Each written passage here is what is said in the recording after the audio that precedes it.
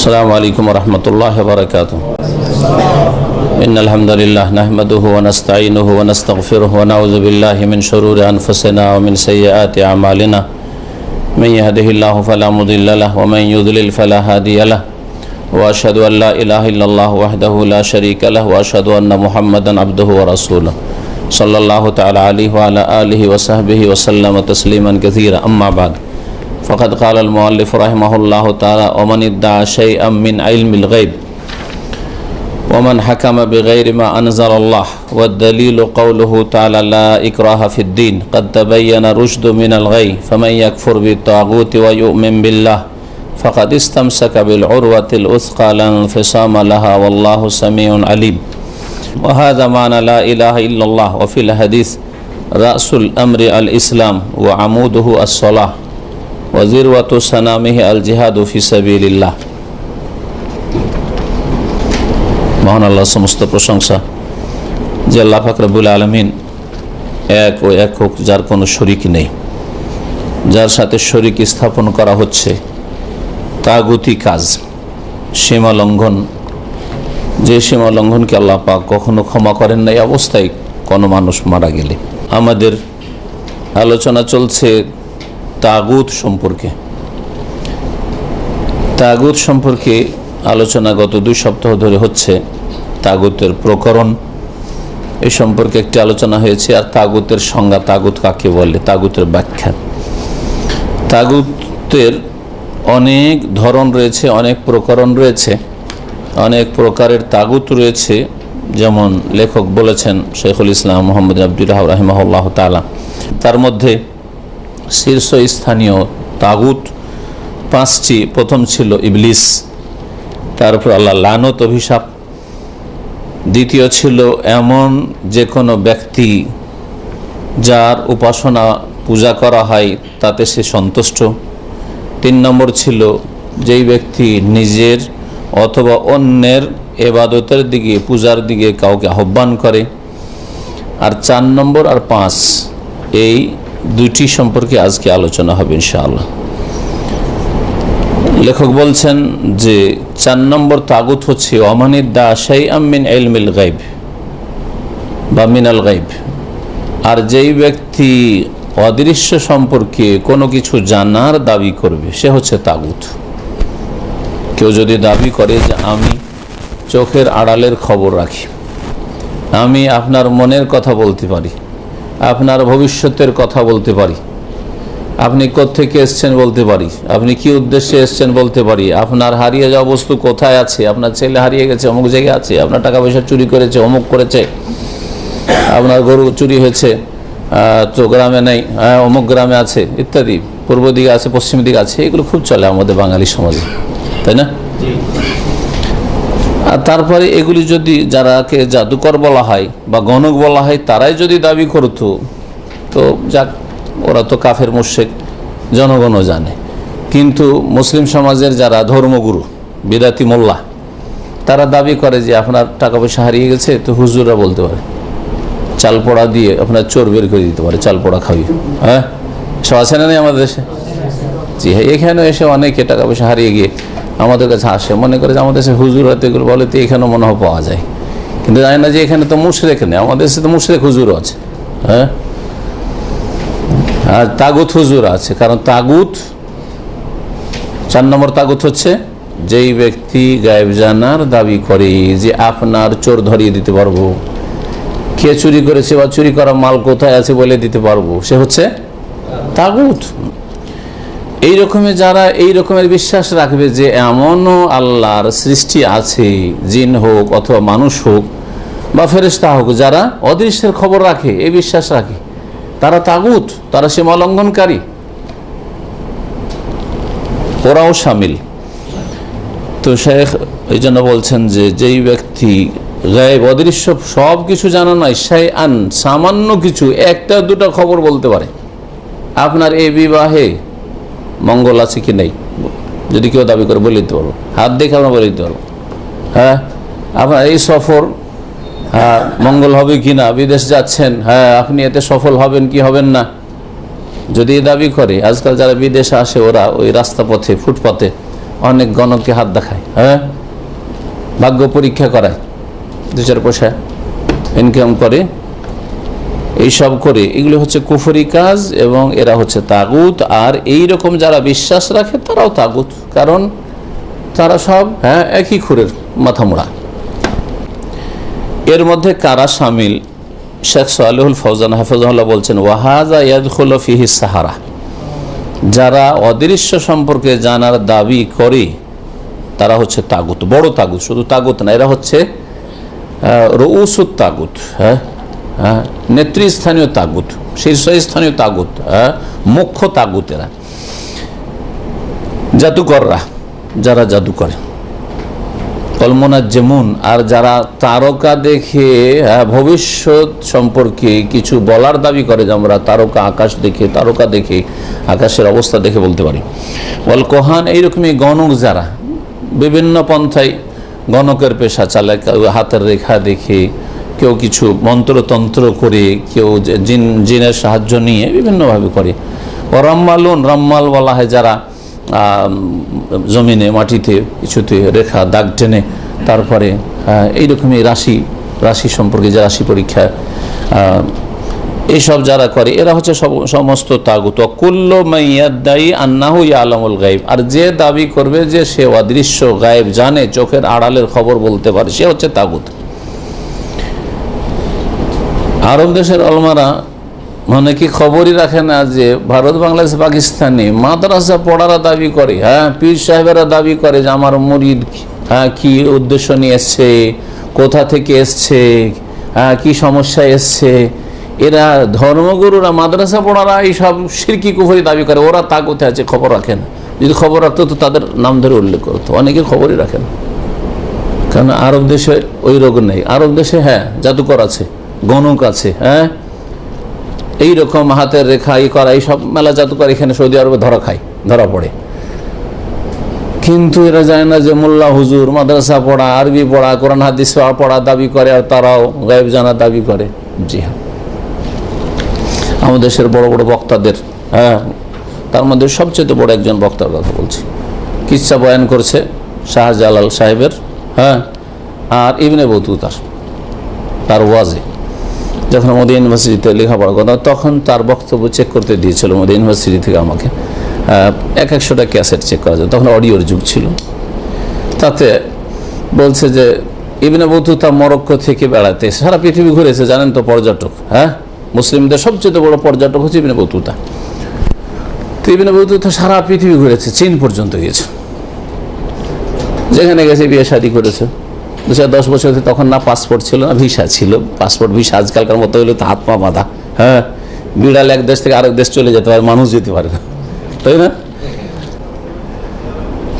তো কথা হচ্ছে যে যাই হোক, গিয়ে আসামে জঙ্গলে ফেঁসে গেছে, আসামের জঙ্গলে গিয়ে ফেঁসে গেছে। ও আসামটাকে লিখেছে কামাচ্ছা লিখেছে, আসামের এটার নাম হচ্ছে কি কামাচ্ছা, জানেন কিনা আপনারা, বা কামাখ্যা, ওইটাকে কেউ কামাখ্যা হকছ হিন্দিতে বলে, আর ওই কামাখ্যা বলে, ওটাকে কামাখ্যা খাতে, মানে আসামের জঙ্গলে ফেঁসে গেছে। তো আসামের জঙ্গলে ফেঁসে গেছে, এটা কে জানে যে জঙ্গল হারিয়ে গেছে? এটা কে জানবে? আল্লাহ ছাড়া কেউ জানার আছে নাকি? আর কোনো শক্তি আছে? ওই বড় বক্তা সাহেব বলছে যে শাহজালাল জানতে পেরেছে। তো শাহজালালকে আলেমুল গায়েব বানাইলো না বানাইলো না? তাগতি কথা কিনা এটা? শাহজালাল জানার পর তার ভক্ত মুরিদান করলে যে যাও যাও, এত বড় আমাদের পর্যটক এসছে, আসার পরে আসাম যেত, সিলেট আসাম তো একই ছিল তখন তো আসাম আর বাংলাদেশ আলাদা কিছু ছিল না। আসামের লোক বাংলা বলে, সিলেটের লোক বাংলা বলে, আর সিলেটি বাংলা আর আসাম করিমগঞ্জের আপনার গুয়াহাটির বাংলা একই, ওখানে একই রকমের টানটন তাদের সিলেটি ভাষা। তো কথা হচ্ছে যে যাও যাও যাও যাও, আসামের জঙ্গলে বতুতাই হারিয়ে গেছে, তিনি তো আমার মেহমান, যাও তাকে নিয়ে এসো। দিয়ে ছুটলো মুরিদানরা, গিয়ে নিয়ে আসলো। দুটা কথা জানতে পারলেন, একটা হচ্ছে যে শাহজালাল গায়েব জেনে নিলেন যে কি হয়েছে, ইবনে বতুতা এসেছে, আসার পর হারিয়েও গেছে, আর তারপরে কোথায় আছে কোন জায়গায় তাও শনাক্ত করতে পারলেন, আর তারপর ওখান থেকে উদ্ধার করে নিয়ে আসলেন তার ভক্ত। এটা কি তাওহীদি কথা, ইসলামের কথা না শিরকি কথা? তাগুতি কথা, তাগুতি কথা। ওমান ইদ্দা শাইআম মিন ইলমিল গায়ব, কেউ যদি আমি গায়েব জানি, অদৃশ্যের খবর জানি এই দাবি করে যে অমুক হারিয়ে গেছে, এই ঘটনা যদি সত্যি এই দাবি করে, তাগুত। কিন্তু এই ঘটনা মিথ্যা ঘটনা, এগুলো অলি আউলিয়াদের নামে আর ভালো মানুষদের নামে, আলেম ওলামাদের নামে আর এইসব বড়দের নামে তাদের অতিরঞ্জন করার জন্য তাদের কবর মাজার পূজা, এই ধর্ম ব্যবসা, পেট ব্যবসা যাতে শুরু হয়, যার ফলে এগুলো গড়া কিস্সা, তৈরি করা কিস্সা। জি,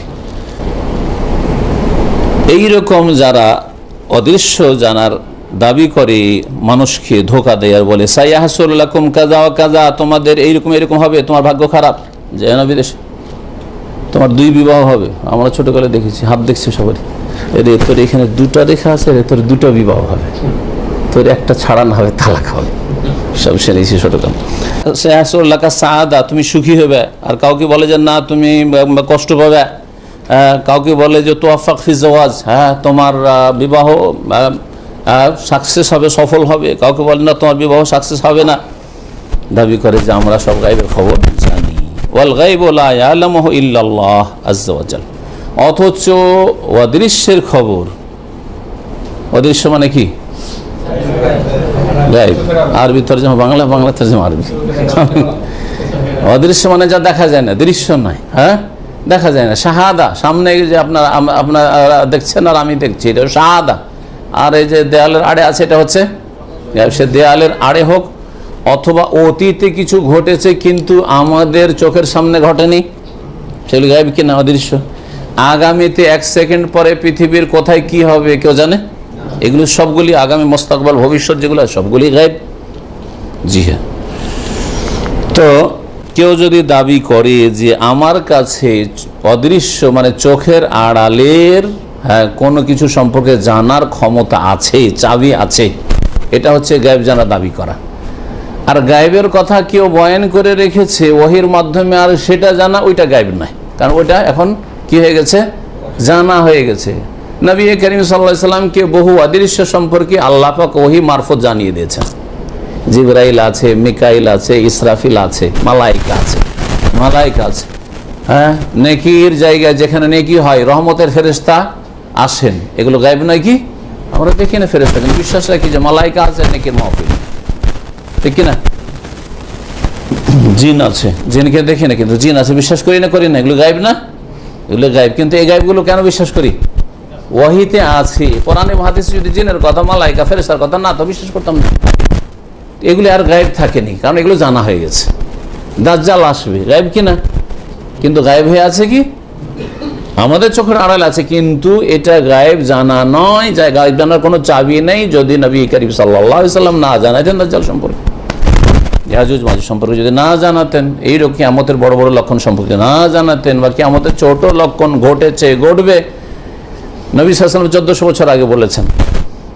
এগুলি গায়েবের কথা যা জানিয়ে দেওয়া হয়েছে। নবী করিম সাল্লাল্লাহু আলাইহি ওয়াসাল্লাম সব গায়েব জানতেন না, যতটুকু জানানো হয়েছে ততটুকু জানতেন, যতটুকু জানানো হয়েছে।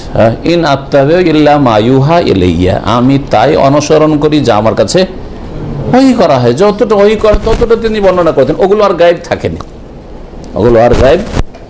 যেমন আপনাকে যদি কেউ এখন এসে বলে যে আপনার এক শত্রু নিচে দাঁড়িয়ে আছে আপনাকে ধরার জন্য, শত্রু দাঁড়িয়ে আছে, ওটা কিন্তু চোখের আড়ালে, গায়েব, ঠিক না? অদৃশ্য। আপনাকে কেউ না জানালে জানতে পারতেন না, কিন্তু ওই লোক আপনার দূত এসে বলে দিল আপনার কানে কানে যে এরকম ব্যাপার আছে, এখান থেকে বের হবেন না। আর এটা গায়েব থাকলো কি?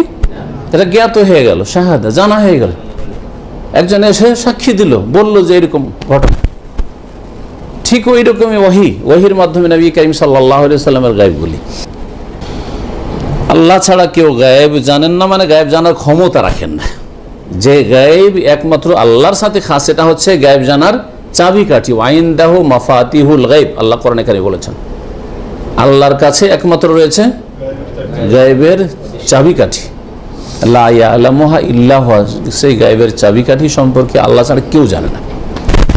আর কোন মাধ্যম দিয়ে জেনে নিলেন অদৃশ্যের কথা, সেটা আর গায়েব থাকলো না। যেমন আজকাল ডাক্তার, মেডিকেল ডাক্তাররা, পেটে ছেলে আছে না মেয়ে আছে, গর্ভে বলতে পারছে না 5-6 মাসের ছেলে মেয়ে হয়ে যাওয়ার পরে বলতে পারছে, এমনি একটা ডাক্তার এসে বলুক তো, একটা মহিলাকে দেখে রাস্তা দিয়ে যাচ্ছে, বলে হ্যাঁ এর পেটে মেয়ে আছে, বলুক তো। এতক্ষণ পর্যন্ত গায়েব জানে না, গায়েব জানা তার কাছে চাবি নেই, বোঝা গেছে। কিন্তু যখন মেশিন লাগালো, আল্ট্রাসাউন্ড করলো, মেশিনে বলছে যে হ্যাঁ এই যে কোন লিঙ্গ আছে দেখা যাচ্ছে, ও দেখতে পাচ্ছে, আপনি দেখতে পাচ্ছেন না কিন্তু যন্ত্র দিয়ে সে দেখতে পাচ্ছে। তো তার জন্য গায়েব থাকলো না, কি হয়ে গেল? শাহাদা। অদৃশ্য থাকলো না, দৃশ্য হয়ে গেল। দেখছো, দেখার পরে আপনাকে ইনফর্ম করলো, জানাইলো যে হ্যাঁ আপনার মেয়ে সন্তান আছে বা ছেলে সন্তান আছে, সেটা আর গায়েব থাকলো না। আল্লাহ পাক সূরা নামলের আয়াত নম্বর 65 ইরশাদ করেছেন, কুল হে নবী তুমি জানিয়ে দাও, লা ইয়ালামু মান ফিস সামাওয়াতি ওয়াল আরদিল গায়বা ইল্লাল্লাহ, আকাশ এবং জমিনে আল্লাহ ছাড়া কেউ গায়েব জানে না। ওয়া মা ইয়াশউরুন, আর তারা এটাও জানে না যে আইয়ানা ইউবআসুন, কখন তারা পুনরুত্থিত হবে। যারা মারা গেছে তারা এই কথাও জানে না যে কখন তাদেরকে উঠানো হবে। না আব্দুল কাদের জিলানী জানে, যাকে বড় পীর বলা হচ্ছে, গৌসে আজম, এত বড় কুফরি শিরকি কথা বলা হচ্ছে, মহান উদ্ধারকারী। না চিশতি জানে, না শাহজালাল জানে, না আবু হানিফা জানে, না শাফি, মালিক আহমদ, কেউ জানে না। অমায়াসও জানেও না যে কোন দিন আর কতদিন বাকি আছে, কতদিন পর তাকে উঠানো হবে, কেউ খবর রাখে না। আল্লাহ কোরআনে কেন বলছেন? আপনি কোরআন বিশ্বাস করেন? কোরআন এই কথাই বলা হচ্ছে, জি, কেউ খবর রাখে না। যেখানে নিজের খবর রাখে না যে আমাকে কখন উঠতে হবে, তো কি করে খবর রাখছে? মুরিদ না আসলে ওরস লাগালো, আমার কাছে কিছু চাইছে, আমাকে দিতে হবে, এটা যেমন জানবে কি করে আবার? হ্যাঁ, যে ওদের কাছে পাওয়া যাবে, এর ছেলের প্রয়োজন, এর রোগ ভালো করা প্রয়োজন, হ্যাঁ এই অমুক গরজে এসছে, কিছু দিই, এই ক্ষমতার কোথায় পেলেন যে ওই মৃতরা দিতে পারে কবর থেকে? আল্লাহ পাক সূরা জিনে বলেছেন, আলিমুল গায়বে, একমাত্র অদৃশ্যের জ্ঞানী আল্লাহ, আলিমুল গায়ব, ফালা ইউযহিরু আলা গায়বিহি আহাদা, তার গায়ব অদৃশ্য সম্পর্কে কাউকে তিনি জানান না, কাউকে এই ক্ষমতা দেওয়া হয়নি। ইল্লা মানির তাজামির রাসূল, তবে যেই রাসূলকে তিনি মনোনীত করেছেন। এইরকম আয়াতগুলো দিয়ে বিদাতি মোল্লারা, যারা শিরকি আকীদা রাখে, নবী আলিমুল গায়ব, নবী হাজির নাজির, হ্যাঁ, ওরা ধোঁকা দেয় জনগণকে যে দেখো আলিমুল গায়ব আল্লাহ, কেউ গায়েব জানেন না, তবে রসুল গায়েব জানেন। এখানে রসুল গায়েব জানে কথা বলা হয়নি। ফাইন ইল্লা মানির তাজামির রাসূল, যে একমাত্র সেই গায়েব সম্পর্কে জানতে পারে যাকে আল্লাহ মনোনীত করেছে রাসূলদের মধ্য থেকে। কতটা গায়েব জেনেছেন? কতটা? তার কাছে চাবি ছিল। যে কোনো সময়, যেমন রুম বন্ধ আছে, আমরা যে হলে আছি, হল বন্ধ আছে, যদি আমার কাছে চাবি থাকে তো যে কোনো সময়, রাতে আসি আর দিনে আসি, যে কোনো সময় আসি, আসবো, খুলে ঢুকে যাবো, ঠিক না? কিন্তু চাবি না থাকলে বাইরে ধর্ণা দিতে হবে, দাঁড়িয়ে থাকতে হবে, ঠিক না? তো রাসূলুল্লাহ সাল্লাল্লাহু আলাইহি ওয়াসাল্লামের কাছে কি গায়েবের চাবি ছিল যে যে কোনো সময়, যে কোনো সমস্যায় জানার প্রয়োজন, খুলবো, জেনে নেব? এটা ছিল কি? এটার নাম হচ্ছে আলিমুল গায়ব। হয় এই গুণ হচ্ছে একমাত্র আল্লাহ রাব্বুল আলামিনের। আর এই গায়েবের ঘরে অনেক কিছু রয়েছে, তার কিছু অংশ নবী রসুলদেরকে জানিয়ে দেন, এতে নবী রসুল আলিমুল গায়ব হন না। এজন্য ইয়াকুব আলাইহিস সালামের ঘটনা দেখেন, ইউসুফ আলাইহিস সালামের হারিয়ে যাওয়া, ওই যে কূপে ফেললো আর বললো যে কালো নেকড়ে বাগে খেয়ে নিচ্ছে, কত বছর পার হয়ে চলে গেছে, কাঁদতে কাঁদতে। উনি যদি জানতেন যে আমার ছেলে বেঁচে আছে আর অমুক জায়গায় আছে, তাহলে কাঁদতে কাঁদতে কেন দৃষ্টিশক্তি যাবে? হ্যাঁ, দৃষ্টিশক্তি কেন যাবে? বুঝতে পেরেছেন না? নবী করিম সাল্লাল্লাহু আলাইহি ওয়াসাল্লাম সম্পর্কে গত সপ্তাহে বলছিলাম, অনেক ঘটনায় আছে নবী সাল্লাল্লাহু আলাইহি ওয়াসাল্লাম সম্পর্কে। নবী করিম সাল্লাল্লাহু আলাইহি ওয়াসাল্লাম গায়েব জানলেন, তার উপর বড় বড় দোষ চাপিয়ে দেওয়া হয়, যে জানা সত্ত্বে তিনি সাহাবায়ে কেরামদেরকে ঠেলে দিয়েছেন, হ্যাঁ, মরে যাওয়ার জন্য। জানছেন 70 জন সাহাবী, যাও তোমাদেরকে কোরআন শিখাইতে হবে, অমুক এলাকায় যাও। ওরা এসছে মুনাফিকগুলো, সব কপট কাফের, যে এইভাবে ধোঁকা দিয়ে নিয়ে যাবো আর রাস্তা থেকে সবগুলিকে হত্যা করে দেবো।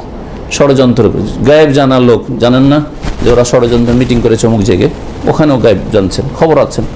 তারপর এসেছে এই উদ্দেশ্যে, তাদের মনের কথা জানছেন যে এরা নিয়ে যাবে, কিছু দূরে নিয়ে গিয়ে খুন করে দিবে, হ্যাঁ, মরুভূমিতে। তারপরে রাসূলুল্লাহ 70 জন সাহাবীকে পাঠিয়ে দিচ্ছেন, রাস্তা নিয়ে 70 জন সবগুলিকে তারা খুন করছে। একজন খোড়া সাহাবী, তাও দেখেন হায়াত আর মত, যারা সুস্থ, যারা দৌড়াইতে পারে, পালাতে পারে, তারা সবগুলি খুন হয়েছে। একজন খোড়া সাহাবী, হ্যাঁ, খোঁড়াইতে খোঁড়াইতে পালিয়ে পাহাড়ে আড়ে যান বাঁচিয়ে পালিয়ে চলে এসছে। এসে রাসূলুল্লাহ সাল্লাল্লাহু আলাইহি ওয়াসাল্লামের কাছে এসে বলছে, ইয়া রাসূলুল্লাহ, ইয়া রাসূলুল্লাহ। নবী সাল্লাল্লাহু আলাইহি ওয়াসাল্লাম বলছেন যে আমার কাছে আল্লাহ ওহী করেছেন। তার আগে ওই লোক আসার আগে ওহী হয়েছে যে তোমার সাহাবীরা যাদেরকে তুমি কোরআন শিক্ষা দেওয়ার জন্য পাঠিয়েছিলে তাদের 69 জনকেই হত্যা করে দিয়েছে কাফেররা। তো যদি নবীকে আলেমুল গায়েব বলেন তো নবীর উপর কত বড় দোষ চাপানো হবে বলেন। আপনি যদি কারোর সময় একটা লোক সম্পর্কে জানেন যে ওকে ওই লোক খুন করবে, তারপর ও আরও যাচ্ছে ওর বাসায় দাওয়াত খেতে, আর আপনি কিছু বললেন না যে যাক দাওয়াত খেয়ে আসো, জানছেন যে ওখানে গেলে খুন করবো, দাওয়াত খেতেন না, তা আপনি খুনি না? খুনি কিনা? তো নবী করিম সাল্লাল্লাহু আলাইহি ওয়াসাল্লামকে আলেমুল গায়েব বলা মানে নবী সাল্লাল্লাহু আলাইহি ওয়াসাল্লাম এই খুনে নাউযুবিল্লাহ শরীক। তাহলে নবীকে আলেমুল গায়েব বানিয়ে সম্মান দিলেন না নবীকে খুনি বানাইলেন? চিন্তা করেন। এরকম বহু ঘটনা আছে যেগুলো আপনি নবী সাল্লাল্লাহু আলাইহি ওয়াসাল্লামের সিরাত যখন গভীরভাবে পড়বেন তখন বুঝতে পারবেন যে বহু ক্ষেত্রে নবী সাল্লাল্লাহু আলাইহি ওয়াসাল্লাম কিছুই জানেন না। আর কখনো কখনো নবী করিম সাল্লাল্লাহু আলাইহি ওয়াসাল্লাম গায়েবের সংবাদ দিচ্ছেন। দুটোর সমন্বয় হচ্ছে যখন আল্লাহ ওহী মারফত জানিয়ে এই ঘটছে এই ঘটছে এই হয়েছে, তখন তিনি বলছেন সাহাবীদের যে এই হয়েছে। আর যখন কিছুই জানেন না, কিছু জানেন না, মানুষ হিসাবে তিনি চোখের আড়ালে কিছুই জানেন না যতক্ষণ আল্লাহ না জেনেছেন ওহী মারফতে। সূরা আনআমের আয়াত নম্বর 59 একটু আগে শোনালাম, তার প্রথম অংশ ওয়া ইনদাহু মাফাতিহুল গায়বি লা ইয়ালামুহা ইল্লাহু, আল্লাহ ছাড়া কেউ গায়েব জানেন না, তার কাছে গায়েবের চাবিকাঠি রয়েছে। সুতরাং যখন আলেমুল গায়েব অদৃশ্য সম্পর্কে জ্ঞানী কে? একমাত্র আল্লাহ। আল্লাহর জ্ঞান দৃশ্যকে শামিল অদৃশ্যকে শামিল, মানে আল্লাহ যা আমাদের, আল্লাহর কাছে সবই দৃশ্য, কিন্তু আমাদের চোখের সামনে যা আছে সেটাও আল্লাহ যেমন জানেন, চোখের আড়ালে যা সেটাও আল্লাহর জন্য দৃশ্য। আল্লাহ সবকিছু সম্যকভাবে সমানভাবে জানেন, ঠিক না? জি।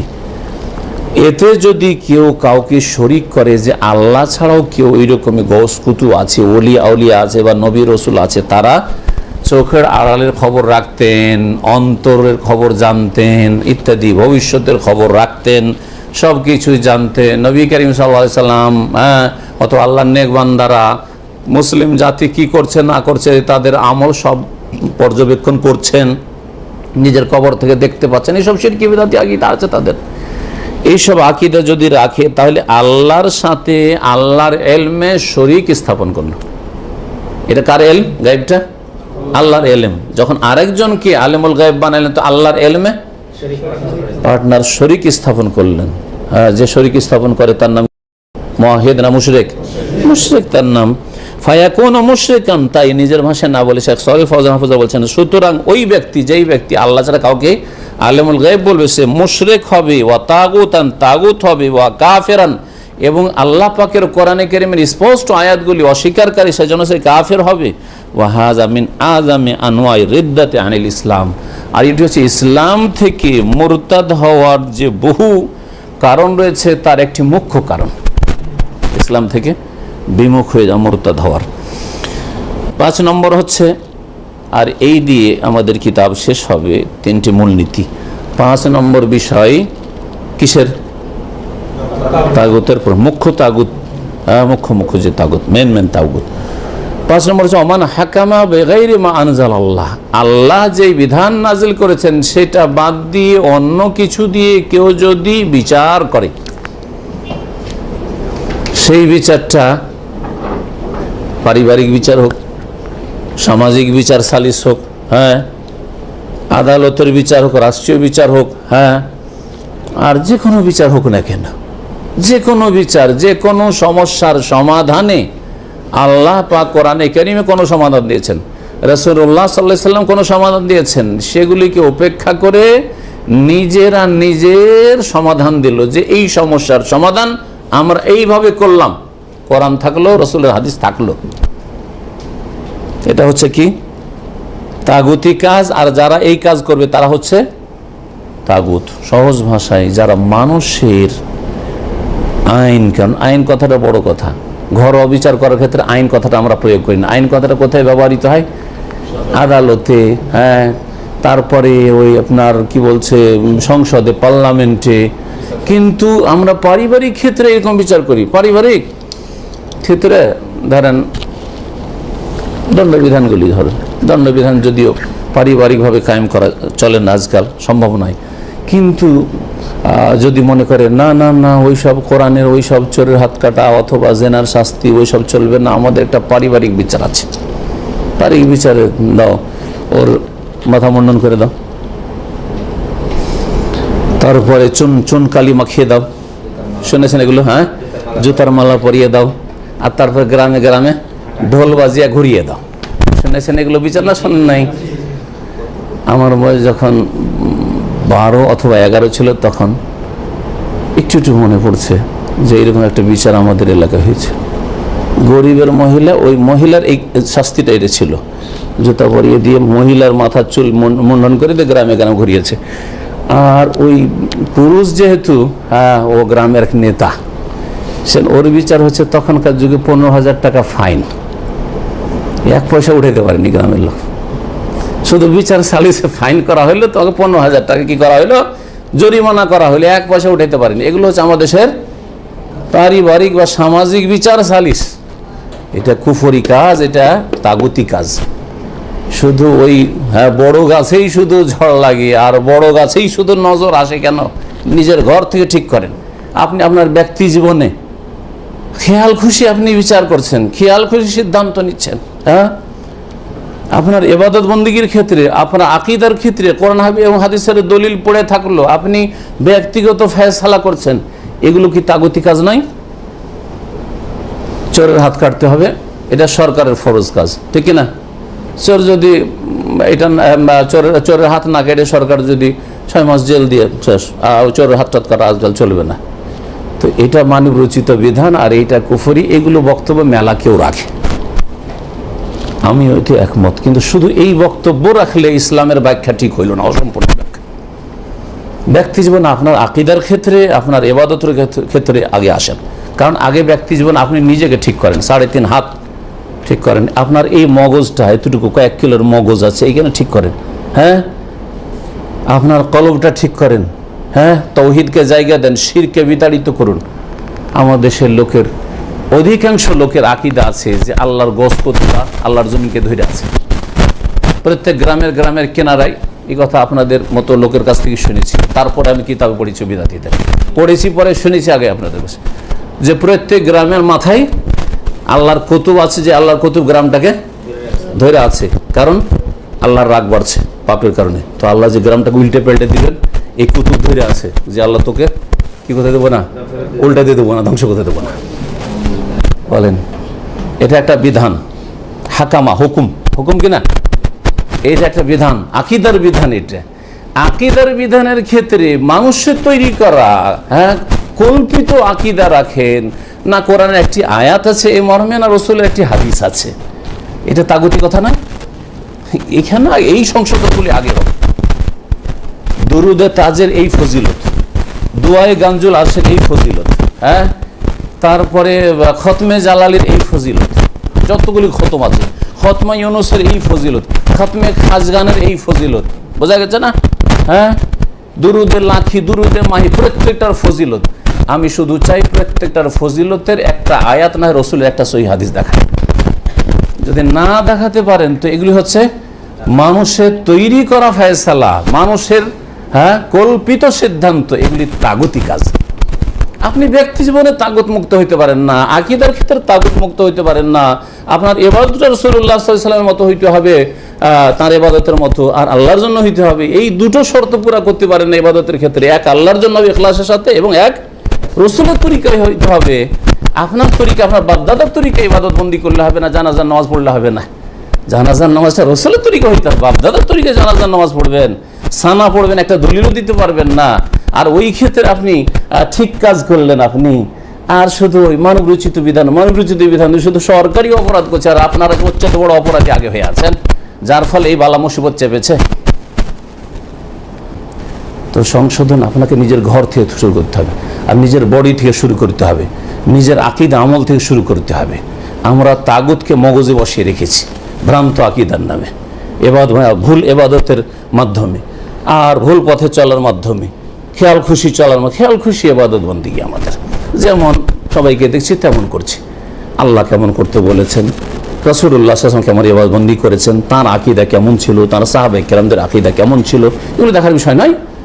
এটা হচ্ছে আগে, এটা হচ্ছে হাকামা বেমা আনজালা, আল্লাহ নাযিলকৃত বিধান মোতাবেক আকীদা রাখেন, আল্লাহর নাজিলকৃত বিধান মোতাবেক আপনি ইবাদত করেন, আল্লাহর নাজিলকৃত বিধান মোতাবেক আপনি হালাল হারাম বেছে চলেন, আর আল্লাহর নাজিলকৃত বিধান মোতাবেক যখন আপনি বিচার ফয়সালা করেন, সে পারিবারিক বিচার হোক, দু ভাইয়ের বিচার হোক, আর আপনার 10-20 জনের বিচার হোক, আর গ্রাম্য সালিস বিচার হোক, আর দেশীয় বিচার হোক, আর আন্তর্জাতিক বিচার হোক, সমস্ত বিচারের ক্ষেত্রে আল্লাহ পাকের নাজিলকৃত বিধান দিয়ে ফয়সালা করতে হবে। যারা করে না তারা তাগুতি কাজ করে। আর এই সমস্ত ক্ষেত্রগুলি ভালো করে মনে রাখবেন, এটা হচ্ছে মানবরচিত বিধান বা আল্লাহর নাজিলকৃত বিধান ছাড়া অন্য কিছু দিয়ে ফয়সালা করার পূর্ণ ব্যাখ্যা। আংশিক ব্যাখ্যা করে শুধু দোষ চাপিয়ে দিলেন শাসকের ওপর, দোষ চাপিয়ে দিলেন শুধু নেতার ওপর, দোষ চাপিয়ে দিলেন শুধু চেয়ারম্যানের ওপর, দোষ চাপিয়ে দিলেন শুধু এমপির ওপর, আর নিজে সমস্ত অপরাধগুলি করছেন যে অপরাধগুলি ওদের মধ্যে আছে। ওমান হাকামা বিগাইরি মা আনজালাল্লাহ, আর যে বিচার করবে, সিদ্ধান্ত দিবে, হাকামাই হাকাম মানে সবগুলি, সিদ্ধান্ত দিবে, যে ফয়সালা করবে বেগাইরে মা আনজাল, আল্লাহ যা নাজিল করেছেন কোরআন এবং হাদিসের ওয়াহি, সেটা বাদ দিয়ে অন্য কিছু দিয়ে।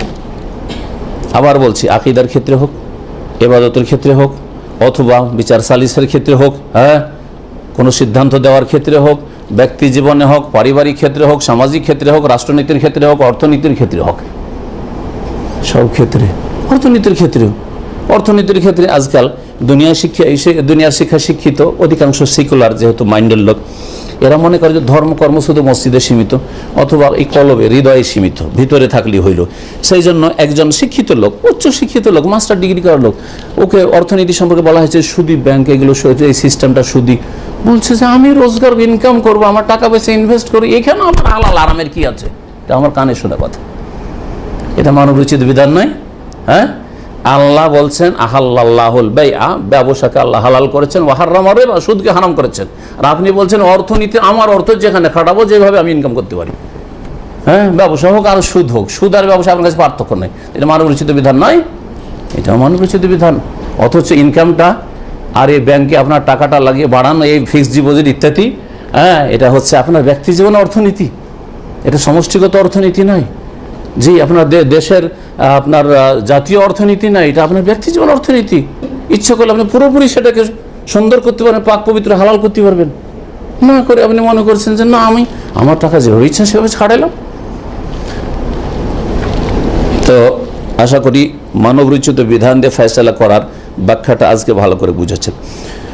তো বলছেন লেখক যে আল খামিস, শেখ সালেহ ফাজান ওটা ব্যাখ্যা করতে বলছেন, মান হাকামা বিগাইরি মা আনজালাল্লাহ, যেই ব্যক্তি বিচার করবে অথবা ফয়সালা করবে, সিদ্ধান্ত দেবে, কোনো হুকুম লাগাবে আল্লাহ যা নাজিল করেছেন তা ছাড়া অন্য কিছু দিয়ে, এর দলিল এটা হচ্ছে কি? তাগুতি কাজ। আর এই কাজটা যারা করবে তারা হচ্ছে তাগুত। আল্লাহ পাক কি বলেছেন? ইউরিদুনা ইয়াতাহাকামু ইলা তাগুত, সূরা নিসার আয়াত নম্বর 60 বলেছেন, তারা চায় যে বিচার নিয়ে যাবে তাগুতের কাছে। বিচার চাইতে যাচ্ছে, নিতে যাচ্ছে কার কাছে? তাগুতের কাছে। মানে যারা আল্লাহর বিধান কোরআনে কারীম বাদ দিয়ে, রাসূলের হাদিস বাদ দিয়ে অন্য কিছু দিয়ে কি করছে? বিচার ফয়সালা দিচ্ছে। আকীদার কথা একটা হুজুরকে জিজ্ঞেস করতে যাচ্ছেন যে আমার ছেলে মেয়ে হয় না, তো আমি কি করতে পারি? যান আপনি আটরসি মাজারে যান, নাই খাজা বাবার আজমির শরীফ চলে যান। এটা বলছে, এটা হুকুম লাগালো না আপনাকে? এটা বিধান দিল না আপনাকে? আল্লাহর নাজিলকৃত বিধান দিল না মানুষের তৈরি করা বিধান দিল? মানুষের তৈরি করা বিধান দিল। তিনি তাগুত হলো না? ওই লোকটি তাগুত না, মোল্লাটি তাগুত না? তাগুত তো। জি, ফাল্লাযী ইয়াহকুম বিগাইরি মা আনজালাল্লাহ, সুতরাং যেই ব্যক্তি বিচার করবে বা সিদ্ধান্ত দেবে আল্লাহর নাজিলকৃত বিধান ছাড়া অন্য কিছু দিয়ে, মুস্তাহিল্লান লিযালিক, এই কয়েক রকমের আছে। তাগুত, ঠিক আছে, তাগুতের শাব্দিক অর্থ কি? সীমা লঙ্ঘন করা, তাই না? সীমা লঙ্ঘনকারী, বড় মোবালাগা সহ বড় সীমা লঙ্ঘনকারী। এখন সীমা লঙ্ঘনকারীকে দুই ভাগে ভাগ করা যেতে পারে। এমন সীমা লঙ্ঘন করলো যে ইসলামের গণ্ডি থেকে বেরিয়ে গেল, কাফের মুরতাদ হয়ে গেল। আবার এমনও আছে সীমা লঙ্ঘন করলো কিন্তু ইসলামের গণ্ডিতে থেকে ফাসেক জালেমি হলো, এটাও হইতে পারে। এখন কোন অবস্থায় কাফের হবে? যারা মানুষের বিধান দিয়ে বিচার করে, সিদ্ধান্ত পেশ করে, তারা কখন কাফের হবে? বড় তাগুত হয়ে কাফের হবে। আর কখন ফাসেক জালেম হবে? এই অবস্থাগুলি জানুন। একটি অবস্থা হচ্ছে যে মানুষের তৈরি করা আইন কানুন দিয়ে কি করলো, বিচার করলো, মুস্তাহিল্লান লিযালিক, এটাকে বৈধ হালাল মনে করলো। যেমন কেউ ইচ্ছা করলে চোরের হাত কাটতে পারবে, তার কাছে ক্ষমতা আছে, প্রশাসন হাতে আছে, বলছেন না চোরের হাত কাটাও ঠিক, আর আমাদের কি 6 মাস জেল দেওয়া ঠিক। অথবা সামাজিক বিচার, চোরের হাত কাটাও ঠিক আছে, আমরা কি করব, একে 50টা জুতা লাগাবো, উদাহরণস্বরূপ, ইত্যাদি। বা গণপিটনি দে একবার গণপিটনি, যেমন আমাদের দেশের অবস্থা এরকম, পকেট মার ধরা পড়লে গণপিটনি দিয়ে শেষ, লাভ জুতা খেয়ে এটা বাঁচলো না, গেল শেষ। ও বলতে পারে যেন বাঁচবে কি বাঁচবে না, ও বেঁচেও যেতে পারে, নাও বাঁচতে পারে। হ্যাঁ জি, কম শাস্তি হয় অথবা বেশি শাস্তি হয়ে যায়। যেই শাস্তি আল্লাহ দিয়েছেন সে শাস্তি চাইতে হাত কাটে তার মরে যেত না, তাই না? তো কখনো গণপিটুনিতে মরে যাচ্ছে, বেশি শাস্তি হয়ে যাচ্ছে, আর কখনো 2-4 জুতাকে পালিয়ে গেল, তো গেল, বেঁচেই গেল, কিছুই হলো না, হয়তো ধুলা ঝাড়া হইল তার শরীরে। বলছেন যারা হালাল মনে করে যে এটাও ঠিক ওইটাও ঠিক, এটাও ঠিক ওইটাও ঠিক। মার্ডার কেস আল্লাহ কোরআনের কি ফয়সালা দিয়েছেন, কুতিবা আলাইকুমুল কিসাস, হত্যার বদলে হত্যা, যদি মাফ না করে, হ্যাঁ, যে ব্যক্তি খুন হয়েছে তার আত্মীয় স্বজনরা, তাহলে কিসাস, ঠিক না? কিসাস। কেউ যদি বলে যে এটাও ঠিক আর 5 বছর জেল, ওটাও ঠিক, 10 বছর জেল, ওটাও ঠিক, হালাল মনে করলো, ঠিক না? এ হচ্ছে বড় তাগুত। ওয়াল্লাযী ইয়াকুলু, আর দ্বিতীয় হচ্ছে যে বলবে ইন্নাহু ইয়াজুজু আন ইয়াতাহাকাম ইলাল কানুন, মানুষের তৈরি করা যে আইনগুলি আছে, যেমন পশ্চিমা আইন, রাশিয়ান আইন, চাইনিজ আইন, হ্যাঁ, অমুক তন্ত্র, হ্যাঁ, যতগুলি তন্ত্র মন্ত্র আছে, ইজম, মতবাদ, এগুলি দিয়ে বিচার করা যাবে, সমস্যার সমাধান করা যাবে। অমুক ল, এটা হচ্ছে ব্রিটিশ ল, হ্যাঁ, এটা হচ্ছে অমুক ল, আমেরিকান ল, এটা হচ্ছে তমুক ল, এই ল দিয়ে আমাদের দেশ পরিচালিত হয় ইত্যাদি। যেমন ইংরেজদের ভারত দখলের পর থেকে ব্রিটিশ ল দিয়েই চলছে দেশ, মোটামুটি কিছু ওতে ঘাটতি বাড়তি করে ব্রিটিশ ল দিয়ে চলছে। এটাও বড় তাগতি কাজ। আও এলাল আওয়াইদ ফিল জাহিলিয়া, অথবা জাহিলিয়াতের যুগে যেসব কুপ্রথা ছিল সেগুলি দিয়ে বিচার করা, যেমন বিচার কথা কিছু বললাম, হ্যাঁ, মাথা মুন্ডন করে দিল, চুলকালি মাখিয়ে দিল, আর গ্রামে গ্রামে ঘুরিয়ে দিল, ঢোল বাজিয়ে সবাইকে জানিয়ে দিল যে অমুকের ছেলে, অমুকের মেয়ে, অমুকের স্ত্রী এইরকম কুকাজে লিপ্ত হয়েছে। জি, এগুলো হচ্ছে জাহিলিয়াতের যুগের বিচার। জি, আওয়াইদুল কাবাইল ওয়াল বাদিয়া, এইরকম বিভিন্ন গোত্র অথবা বেদুইনদের সেসব বিচার ছিল, যেমন আমাদের দেশে গ্রাম্য বিচারগুলি আছে, ওইরকম আরবদের মধ্যে বেদুইনদের কিছু বাপদাদার মানে পরম্পরা হিসাবে পেয়েছে যেসব বিচারগুলি, এগুলো বিভিন্ন গোত্রের এক এক গোত্রের এক এক বংশের এক এক রকমের বিচার সালিসের নিয়ম কানুন ছিল, যে এইরকম করলে এই শাস্তি দিতে হবে, এরকম করলে এরকম শাস্তি দিতে হবে। এগুলি হচ্ছে কি, হ্যাঁ, তাগুতি কাজ। ওয়ায়াতরুকুসার, অথচ তারা মুসলিম শরীয়তকে ছেড়ে দিচ্ছে, শরীয়তের বিধিবিধানকে ছেড়ে দিচ্ছে। একুল বলছে হ্যাঁ যা হালাল, এটাও হালাল, ওইটা হালাল, এটাও ঠিক, তাহলে এরা হচ্ছে কি তাগুত। আও হাজা ইউসাবি, অথবা এতে আরেকটা দিক বলা যেতে পারে যে সে বলছে দুটাই ঠিক, ইসলামেরটা ভালো, দুটাই ঠিক, ইসলামেরটা ভালো, তাহলে মুসলিম থাকবে নাকি, তাগুত হবে না? এটা ঠিক, এর দলিল কি? আল্লাহ বলছে ওমাইয়াবতা গায়রাল ইসলামে দীনান, ইসলাম ছাড়া অন্য কোনো পন্থাকেও যদি তলাশ করে ফালা ইউকবাল মিনহু, কখনো সেটা আল্লাহর কাছে, হ্যাঁ, ইসলাম ছাড়া কোনো পন্থাই কবুল নেই, মঞ্জুর নেই আল্লাহকে। ইন্না দীন, বিধান হচ্ছে একমাত্র ইনদাল্লাহ আল ইসলাম। তাহলে যদি কেউ বলে যে ইসলামেরটা ভালো, চোরের হাত কাটাটা ভালো, কিন্তু আজকাল ওটা চলছে না, থাক, এটা করছি আমরা, এটাও তাগুতি কাজ। আর যদি বরাবর মনে করে সমান, এটা সমান, 1 বছর জেল সমান হচ্ছে হাত কাটা, হ্যাঁ, মার্ডারের, হত্যার বদল হত্যা, মৃত্যুদণ্ড, অথবা 15 বছর জেল, একই সমান শাস্তি। তাহলে এটা হচ্ছে বড় তাগুতি কাজ। ফাইজা কালা, যদি এতেই যদি তাগুতি কাজ হয়, তাহলে কেউ যদি ইন্নাহু আহসানা মিম্মা আনজালাল্লাহ, আল্লাহর বিধান যা নাজিল আল্লাহ করেছেন তার চাইতে এটা ভালো, মানুষের তৈরি করা আজকাল নতুন আইন কানুন, তাহলে এটা আরো বড় অপরাধ হইল। আও ইউসাবি মা আনজালাল্লাহ, অথবা আল্লাহ যা নাজিল করে তার সমান, আও কালা ইন্নাহু হালাল, অথবা বললো যে এটাও ঠিক ওইটাও ঠিক, সমান সমান ইত্যাদি, এটা হালাল আছে। এসবগুলি হাদা ইউতাবারু তাগুতান, এসবগুলিকে তাগুত বলে গণ্য করা হবে। হাদা বিনাসিল কোরআন, এর দলিল হচ্ছে কোরআন কারীমের স্পষ্ট বাণী। কাল আল্লাহ তাআলা, মহান আল্লাহ বলছেন, ইউরিদুনা ইয়াতাহাকামু ইলা তাগুত, তারা চায় যে তাগুতের কাছে বিচার নেবে। কেন তাগুত বলা হইল? লিআন্নাহু তাজাওয়াজা হাদ্দাহু, কারণ সে সীমা লঙ্ঘন করলো। একজন মুসলিমের সীমানা হচ্ছে তোমাকে আল্লাহ নাজিলকৃত কোরআন এবং হাদিস মোতাবেক জীবনযাপন করতে হবে, সমস্যার সমাধান করতে হবে। সেটা সীমা পার করে নিজের মন গড়া বা মানুষ অন্যরা কেউ তৈরি করে দিয়েছে, পশ্চিমাদের তৈরি আইন কানুন দিয়ে তারা বিচার করলো, অথবা সামাজিক কিছু নিজের 5 জন মিলে যেটা একটা সলা পরামর্শ হইল, পরামর্শে পাঠাই। বিচার সালিসে থেকেছেন তো আপনারা? হ্যাঁ, গেল 2-3 জন গেল, নেতারা গেল, মন্ডল মাতবরগুলি গেল, যাওয়ার পরে একটা গোল মিটিং করে এলো যে হ্যাঁ আমরা একটা সিদ্ধান্ত নিয়েছি, এই হলো বিচার। অথচ ওই কেসের বিচার, এইরকম সমস্যার সমাধান কোরআনে কারীমে আছে অথবা রাসূলুল্লাহ সাল্লাল্লাহু আলাইহি ওয়াসাল্লামের হাদিসে আছে। হ্যাঁ, যদি না থাকে তাহলে এমন একটা সমস্যা যে এই সমস্যার সমাধান কোরআনে বা হাদিসে নেই, তখন সেই ক্ষেত্রে আলেমদের ইজতিহাদ, মানে কোরআন বা হাদিসকে তার ব্যাপকতা, আম অর্থকে কোরআন বা হাদিসের সামনে রেখে একটা সিদ্ধান্ত নেওয়ার অধিকার আছে, শাস্তিমূলক করা, হ্যাঁ, তাজির যেটাকে বলা হয়, এইরকম সুযোগ আছে, অবকাশ আছে। কিন্তু শরীয়তে যদি কোনো সমাধান মওজুদ থাকে, আকীদার সমাধান মওজুদ আছে না নেই? আর মানুষের যে বিচার সালিসের ক্ষেত্রে তো অনেক ধরনের এইরকম নতুন নতুন অপরাধ আজকাল ক্রাইম হচ্ছে, যেগুলো সমাধান হয়তো মানে স্পষ্ট ভাষায় নেই। যেমন চোর হাত কাটা আছে, ডাকাতের শাস্তি আছে, জেনাকারীর শাস্তি আছে, ঠিক না, খুনির শাস্তি আছে।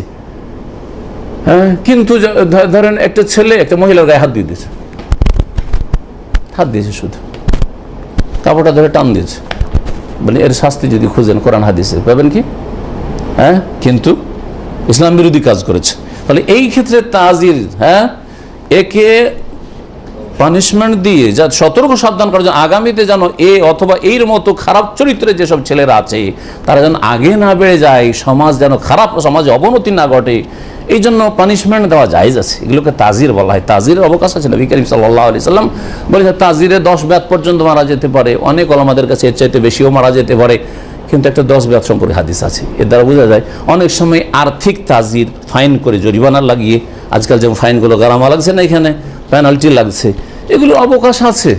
আপনি রেড বাতি আছে আর ক্রস করে চলে গেলেন, কোরআন হাদিসে যদি এর যদি সমাধান খোঁজা যায় তো আছে নাকি, কিন্তু আপনি অপরাধ করলেন। তাহলে এর জন্য তাজির মূলক 100 টাকা অথবা 200 টাকা অথবা 500 টাকা, এগুলোর অবকাশ আছে। কারণ এগুলো হচ্ছে তাজির এমন বিষয় যেগুলোর সমাধান স্পষ্টভাবে কোরআন ও হাদিসে নির্ধারিত করা হয়নি। এই ছিল এতক্ষণ পর্যন্ত বড় তাগুতি কাজ বা বড় কুফরি কাজ।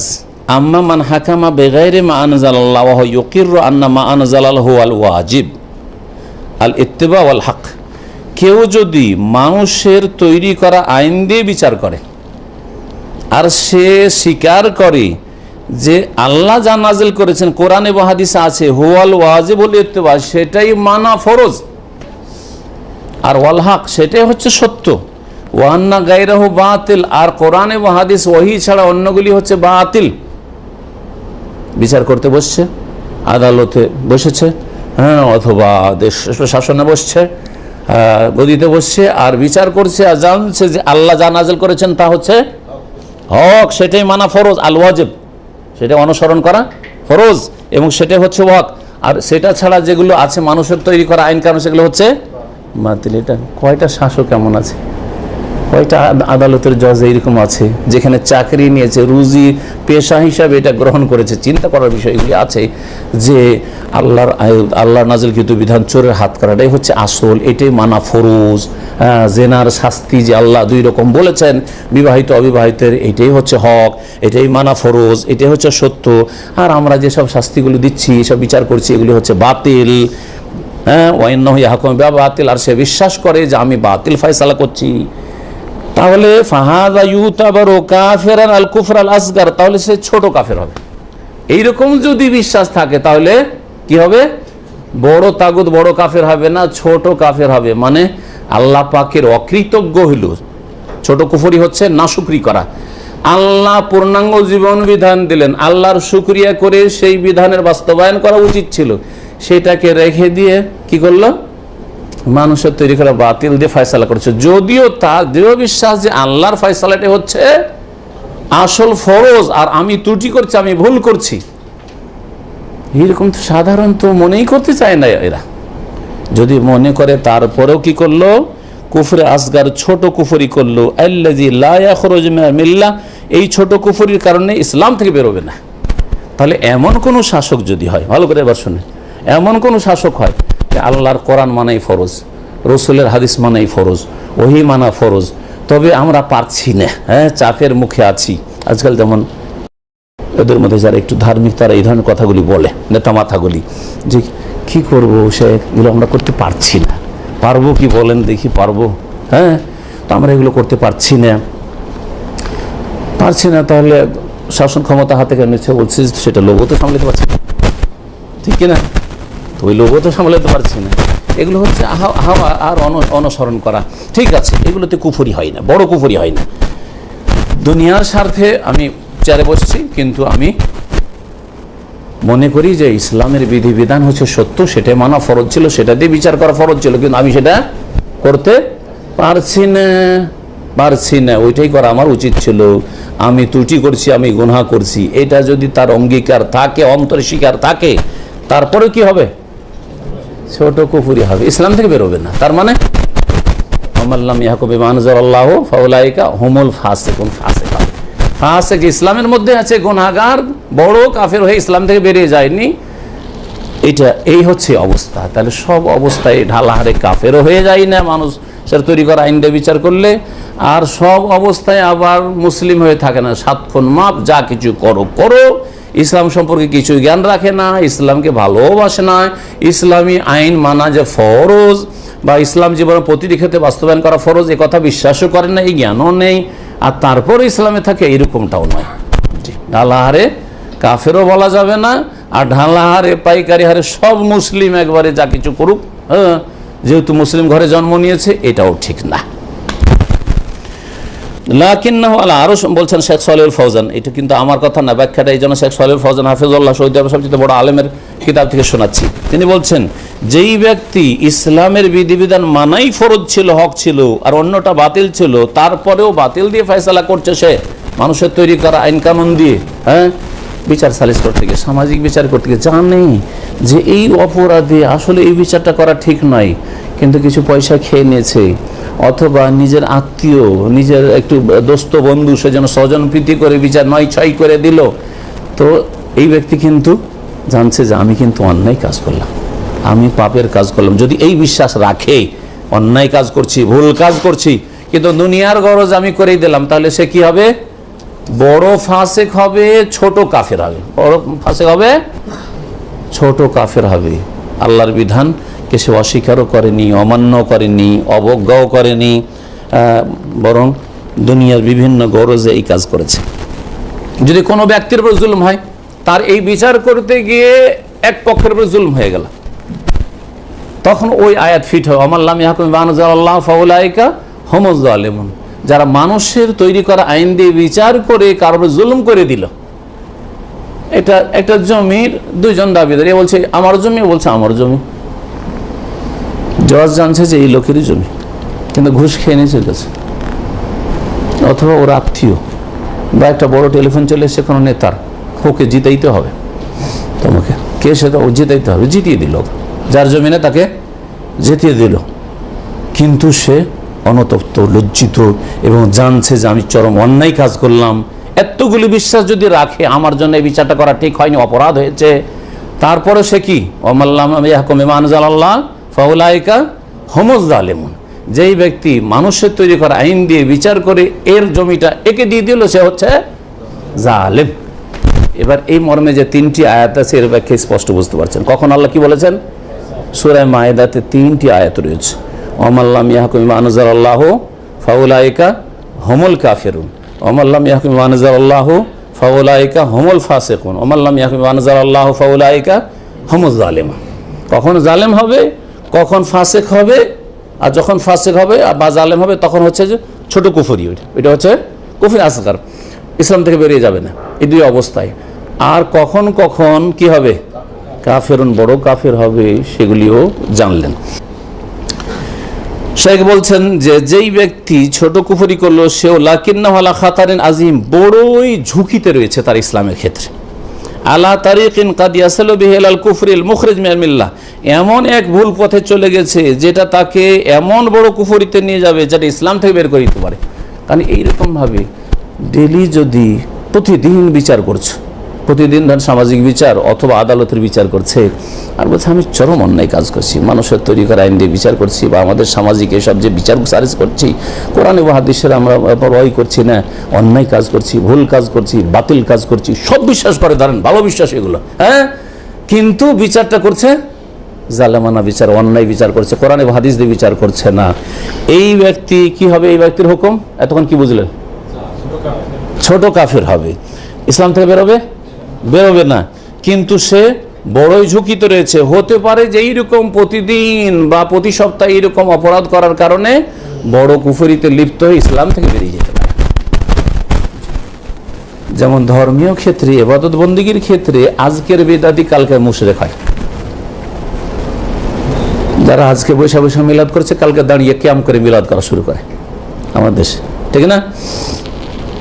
যারা আজকে খবরটা একটু ফুল টুল চড়াইলো, হ্যাঁ, তারপর দিন চাদর চড়াইবে, তার 2-4-5 বছর পরে তখন হ্যাঁ আরো সুন্দর করে সাজাবে, ওর উপরে একটা গম্বুজ তৈরি করে দিবে, তার 2-4-5-10 বছর পরে তখন ওই কবরে তখন সিজদা শুরু করে দিবে। এই জন্য আমি এই কথাটি অনেক আলোচনায় বলেছি যে আজকের বেদাতি কালকের মুশরিক হয়। বিদাত করতে করতে আল্লাহর এমন মায়ের পড়ে ওদের উপর যে আল্লাহ ইসলাম থেকে বের করে দেন, যে এত অপরাধ যখন করতে আসে, যা ইসলাম থেকে বেরিয়ে যা। ঠিক তেমনি এইরকমই মানুষ রচিত আইন দিয়ে বিচার করে আর অনুতপ্ত হয়, লজ্জিত হয় যে এই চাকরি নেওয়া ঠিক হয়নি, এই পেশা ধরা ঠিক হয়নি, এইরকম জালেমানা বিচার করছি বা মানুষের তরিকা আইন দিয়ে বিচার করছি, এগুলো আমাদের ঠিক নয়, তারপরে করে যাচ্ছেন আল্লাহর মায়ের এমন পড়বে যে ইসলাম থেকে হয়তো আল্লাহ বের করিয়ে দেবেন, বড় কুফরিতে লিপ্ত হবে। শেখের কথাই বলছেন। আর একটা দিক আছে, দুটো দিক হলো, বড় কুফরি হইল আর ছোট কুফরি হইল। আর একটা হচ্ছে মেহনত পরিশ্রম করলো যথাসাধ্য, যে আমি সঠিক ফয়সালা দেব আজকের এই বিচারে বা আজকের এই মাসলার হুকুমে, দিতে পারবো না। যেমন আলেম ওলামাদের ফতোয়ার ক্ষেত্রে, ইমাম আবু হানিফা, শাফি, মালিক, আহমদের মাসলা মাসাইলের ক্ষেত্রে ঘোড়ার গোশত হালাল না হারাম? 3 ইমাম বলছেন হালাল, ঠিক না? শাফি, মালিক, আহমদ। ইমাম আবু হানিফা বলছেন হারাম ঘোড়ার গোশত। একজনটা ভুল আছে না দুটোই ঠিক? এক দলের কথা তো অবশ্যই ভুল না, বলবেন এটাও ঠিক ওইটাও ঠিক। আমাদের দেশের কথার লজিক, মানে লজিক্যাল উত্তর দিচ্ছি, যুক্তি দিয়ে উত্তর দিচ্ছি। যারা বললেন যে এইটাও ঠিক ওইটাও ঠিক, আপনি নামাজ পড়েন এটাও ঠিক এটাও ঠিক, হাত ছেড়েও ঠিক, ওদেরকে বলছি যে ঘোড়ার গোশত হালাল একটা মত, আর একটা মত হচ্ছে হারাম। দুটা ঠিক না একটা ঠিক? যদি দুটাই ঠিক বলেন, 4 মাযহাবই ঠিক, এটা আমাদের দেশের লোক বলে না? যদি 4 মাযহাবের সবগুলি যদি ঠিক হবে, তাহলে ঘোড়া হালাল এটাও ঠিক, ঘোড়া হারাম এটাও ঠিক। কারণ 4 মাযহাবের এক মাযহাবে আছে ঘোড়া হচ্ছে হারাম এটাও ঠিক, আর 3 মাযহাবে আছে যে ঘোড়া হালাল এটাও ঠিক। বুঝতে পারলেন এবারে? তাহলে বোঝা গেল 4 মাযহাবের সব ফতোয়া ঠিক নয়। যদি সব ফতোয়া ঠিক হয়, তাহলে একই টাইমে ঘোড়া, আমরা কি বলবো, ঘোড়া হালাল না হারাম? একবার বলবো হালাল, আর বলো ঘোড়া হালাল না হারাম? যে হারাম, দুটাই ঠিক। কে কে হাত উঠেছেন উঠান তো হালাল, সবাই উঠিয়ে দিলেন। আর একবার বলে কে কে হাত উঠেছেন হারাম, সবাই উঠিয়ে দিলেন। ঠিক না? যুক্তিসঙ্গত কথা। একটা হইতে পারে একই টাইমে একটাই জিনিস হালালও হবে আর হারাম হবে, এটা হইতেই পারে, অসম্ভব কথা, ঠিক না? এই যে ইজতিহাদে বলেছে, ইমাম হানিফাকে জেনে শুনে ভুল করেছেন না? জেনে শুনে ভুল করেনি। উনি দেখছেন যে কোরআনের আয়াতে বলেছেন ওয়াল খাইলা ওয়াল বেগালা ওয়াল হামিরা লিতারকাবুহা। আল্লাহ বলছেন যে ঘোড়া বল খাইল, ওয়াল বেগালা খচ্চর, ওয়াল হামিরা আর গর্ধব গাধা, লিতারকাবু এগুলো তোমাদের বাহনের জন্য, এদের পিঠে চড়বে তোমরা, ওয়াজিনা তারা তোমাদের সাজসজ্জার জন্য, দেখতে মজা লাগে। যার বাড়িতে ঘোড়া আছে দূর দূর থেকে দেখতে আসে। আমাদের ওখানে এক মন্ত্রীর বাড়ি ছিল, তো একটা ঘোড়া ফেস পুষত শুধু দেখাবার জন্য। আমরা দেখতে যেতাম ছোটকালে যে ঘোড়া দেখে আসি, ঘোড়া তো আমাদের দেশে কম। তো অজিনা আল্লাহ কথা বললেন না যে ওয়াতাকুলুহা লিতারকাবুহা ওয়াতাকুলুহা, তোমরা খেও? আবু হানিফা রাহিমাহুল্লাহ ইজতিহাদ করে বললেন যে আল্লাহ যখন সওয়ারির কথা বলেছেন আর সাজসজ্জার কথা, তো ঘোড়া খাওয়া হালাল নয় হারাম। ইমাম শাফি, মালিক, আহমদ তাদের কাছে হাদিস পৌঁছিল, আবু বকরের মেয়ে আসমা বলছেন আমরা ঘোড়া জবাই করেছি, খেয়েছি। সাহাবীরা বলছেন যে আমরা ঘোড়া খেয়েছি। নবী সাল্লাল্লাহু, সাহাবীরা বর্ণনা করছেন যে আযনা ফি লহমিল খাইলি, ঘোড়ার গোশত খেতে নবী পারমিশন দিয়েছেন। এখন কি করবেন? এই তিন ইমাম বলছেন যে সাহাবীরা খেয়েছেন, হ্যাঁ নবী সাল্লাল্লাহু আলাইহি ওয়াসাল্লাম অনুমতি দিয়েছেন, সুতরাং ঘোড়ার গোশত হালাল। ইচ্ছে করে ভুল করেছেন কি? যেই ভুল করেন আবু হানিফা আর ফতোয়ায় ভুল ধরেন, আর এখানে এই মাসালায় শাফি, মালিক, আহমদের ফতোয়া ভুল ধরেন। দুজনে একজন ভুল করেছেন না করেনি? অবশ্যই করেছেন। দুই দলের এক দল অবশ্যই ভুল করেছেন। হ্যাঁ, দুটোই ঠিক অসম্ভব কথা। তাহলে এই ভুলের ক্ষেত্রে যেই ভুলটা করেছেন এটা কি আল্লাহর বিধান না মানুষের বিধান? মানুষের বিধান। এটাও তো মানুষের বিধান। এই মানুষের বিধানটা বড় কুফরি হবে, ছোট কুফরি হবে? কোনোটাই হবে না। কি হবে? এটা ইজতিহাদের ভুল হবে, যেটা মাফ, যেটা মেহনত পরিশ্রম করে সচেষ্ট হইল যে সঠিক ফতোয়া দিব, দিতে পারলো না, ভুল ফতোয়া দিল, এক নেকি পাবে, হাদিস আছে। আর মেহনত পরিশ্রম করে সঠিক ফতোয়া দিল অথবা সঠিক বিচার করার চেষ্টা করলো, সঠিক বিচার করলো, তাহলে 2 নেকি পাবে। সৌদি আরবের জজেরা বিচার করছে, একজন লোকের সাথে হিরোইন, এরকম বহু ঘটনা ঘটে। আমরা যেহেতু কোর্টে মানে কাছাকাছি অনেক থেকেছে এরকম কেসে, এতগুলো হিরোইন সহ সে ধরা খেয়েছে। এখন বাহ্যিক যখন জজের কাছে বিচারটা আসবে তখন কি ফয়সালা দেবে? যে হিরোইনের ব্যবসায়িক, ঠিক কিনা? ঠিক কিনা বলেন? আসলে রহস্য কি হয়েছে, ওর কাছে আরেকজন লোক জমা রেখে গেছে, তুমি এটা রাখো। এটা ঘটনা মেনাপোর্টের ঘটনা, 5-7 বছর আগের ঘটনা বলছে আপনাদের, সত্য ঘটনা, মানে কাল্পনিক উদাহরণ না দিয়ে সত্য ঘটনা উদাহরণ দিই। এখন এই জজ বেচারা করবে কি? গায়েব জানে? আমাদের দেশের গোস কুতুবের মতো নাকি দাবি করবে যে গায়েব জানি? হ্যাঁ, তো হয়েছে কি, ওর কাছে এক ট্রেলাওয়ালা এসছে রিয়াদ থেকে, এই হিরোইনের একবারে প্যাকিং করা আছে, এতগুলি নিয়ে আসার পরে ওর কাছে রেখেছি, তুমি রাখো, আমি কালকে নিয়ে যাব। ওর মধ্যে কোথা থেকে ইনফরমেশন হয়ে গেছে গোয়েন্দার কাছে যে অমুক জায়গায় অমুক ক্যাম্পে গাঁজা আছে বা হিরোইন আছে, একেবারে চারিদিক থেকে ঘেরা হয়েছে। তারপরে ধরা হইল, ধরলো ওই লোককে, লোকের কথা কোন রুমে আছে তা বলে দেওয়া হয়েছে, তার আশেপাশের লোকই হয়তো ইনফর্ম করেছে, যেই করুক না কেন, অমুক রুমে আছে, ধরা হইল। শেষে তোমার কাছে কি সামান আছে তদন্ত করে দেখলো যে ওর কাছে রাখা আছে একটা প্যাকিং করা, খুলে দেখা হলো যে হিরোইন। কার এটা? বলছে আমাকে একজন জমা দিয়ে গেছে। এক লোক বলছে যে আমাকে একজন লোক, আমার কাছে একজন লোক রেখে গেছে, আমার কোম্পানির ড্রাইভার, ও রিয়াজ থেকে আসে, বলছে কালকে নিয়ে যাব, চলো তুমি উঠো।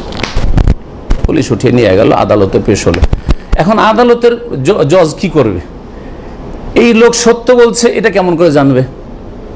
হ্যাঁ, ওকে চিনে না, নম্বরও রাখিনি যে নম্বর দিবে, ওকে চেনবে যে অমুক লোক আমাকে দিয়ে গেছে, কোনো তার কাছে প্রমাণ নেই। এখন আদালতের কাজে কি বিচার করবে বলেন? এর গলা কাটার বিচার করবে?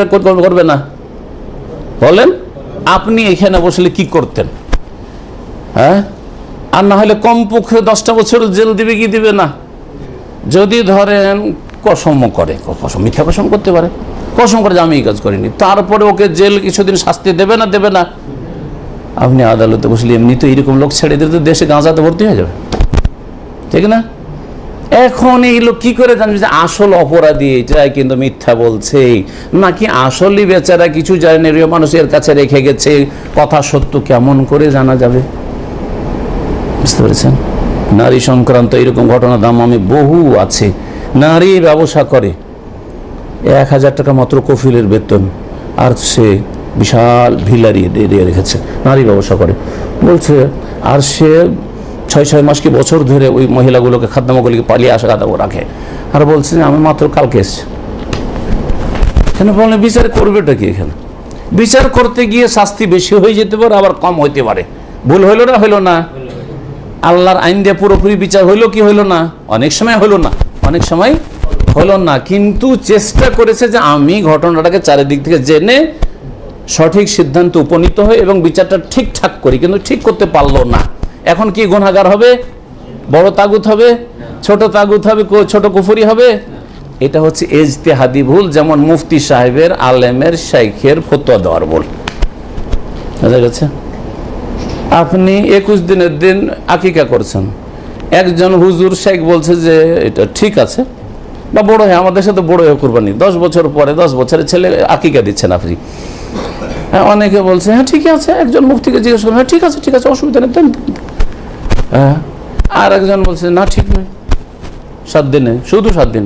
আর বলছে 7 দিন, 14 দিন, 21 দিন, তিনটাই ঠিক নাকি? বলেন একটা ঠিক। তো একটা আল্লাহর নাজিলকৃত বিধান, বাকি দুটো হচ্ছে ভুল বিধান। কিন্তু ফতোয়া 3 রকম দিচ্ছে, তুই এরা কি বড় তাগুত হবে না ছোট তাগুত হবে, নাকি ইজতিহাদি ভুল? এক নাকি পাবে, সবাই এক নাকি পাবে। জি, সৌদি আরব ওলামাদের ফতোয়া নেন তো আকিকার ক্ষেত্রে একরকম, আলবানি ফতোয়া নেন, তারা বড় হয় 40 বছর বয়স, আপনি আকিকা দেন, ফতোয়া পাবেন আপনি, আর কাউরে আর কোনো রকম পাবেন। হ্যাঁ, এইরকম বহু মাসলা মাসাইল রয়েছে। এইগুলোর ক্ষেত্রে তৃতীয় ক্ষেত্রটা এখন বলে শেষ করি।